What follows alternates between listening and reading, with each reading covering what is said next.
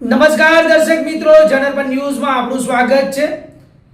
હું છું આપણો મિત્ર કંચન પરમાર। આવો સાંભળીએ આજના મુખ્ય સમાચાર।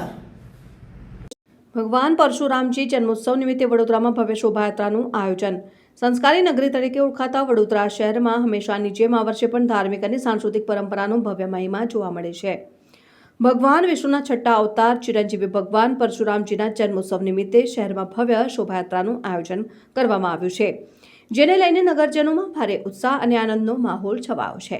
આ ભવ્ય શોભાયાત્રાનું આયોજન દર્ભાવતીના ધારાસભ્ય શ્રી શૈલેષભાઈ મહેતાના માર્ગદર્શન હેઠળ સમગ્ર ગુજરાત બ્રહ્મ સમાજ, વર્લ્ડ બ્રાહ્મણ ફેડરેશન અને સમસ્ત ગુજરાત બ્રહ્મ શક્તિ જાગૃતિ મંચ દ્વારા કરવામાં આવ્યું છે। વર્ષોની પરંપરા મુજબ આ શોભાયાત્રા વડોદરા શહેરના પૂર્વ વિસ્તાર સ્થિત સૂર્યનગર ગરબા ગ્રાઉન્ડથી પ્રસ્થાન કરીને અમદાવાદી પુલ ખાતે આવેલ શ્રી પંચમુખી મહાદેવ મંદિર ખાતે વિરામ લેશે। આ યાત્રા દરમિયાન શહેરના મુખ્ય માર્ગો ભક્તિભાવથી ગુંજી ઉઠશે અને મોટી સંખ્યામાં શ્રદ્ધાળુઓ ભાગ લેશે તેવી અપેક્ષા છે। ખાસ વાત એ છે કે આ શોભાયાત્રામાં સમાજમાં એકતા અને સૌહાર્દનું ઉત્તમ ઉદાહરણ પણ બની રહી છે।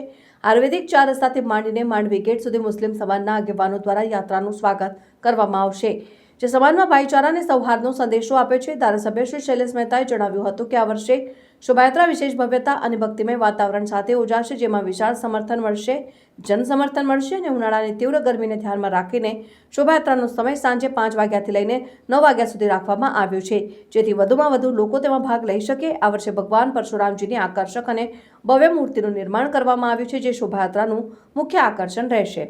ઉપરાંત શહેરના હાર્દસમા લહેરીપુરા ગેટ પાસે કાશીના પ્રતિષ્ઠિત પંડિતો દ્વારા ભવ્ય મહાઆરતીનું આયોજન કરવામાં આવ્યું છે।